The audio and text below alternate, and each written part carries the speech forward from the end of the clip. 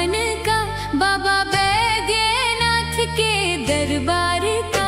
देवघर की पावन गलियों में बोल बम के जयकार का। आएगा मजा अब सावन का, बाबा बैद्यनाथ के दरबार का।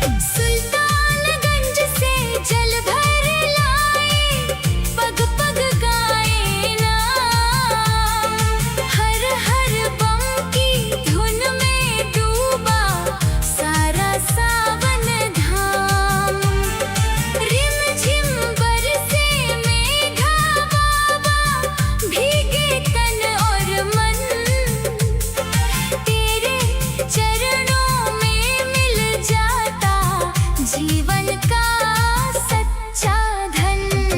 आएगा मजा अब सावन का, बाबा बैद्यनाथ के दरबार का। देवघर की पावन गलियों में बोल बम के जयकार का।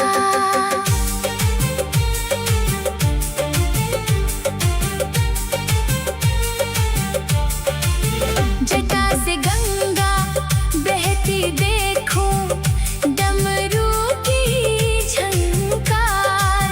नंदी संग विराजे भोले, खुले कृपा के द्वार। तेरे दर की धूल जो पाई, भाग्य मेरा जग गया। दुख के बादल दूर हुए, अंधियारा ढल गया। कैलाशपति दानी भोले, सबके तुम रखवाले। जिसने सच्चे मन से पुकारा, भर दिए उसके प्याले। मन मंदिर में दीप जलाकर, तेरा नाम मैं गाऊं। सावन भर बस भोले बाबा, तेरे गुण ही गाऊं। आएगा मजा अब सावन का, बाबा बैद्यनाथ के दरबार का।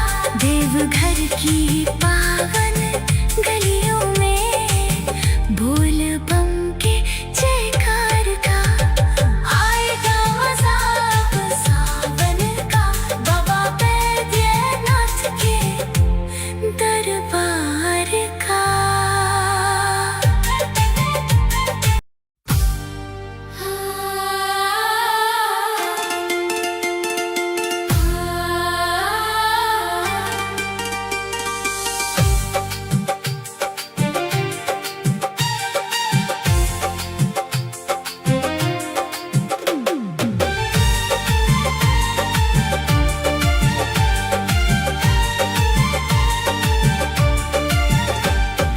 आएगा मजा अब सावन का, बाबा बैद्यनाथ के दरबार का।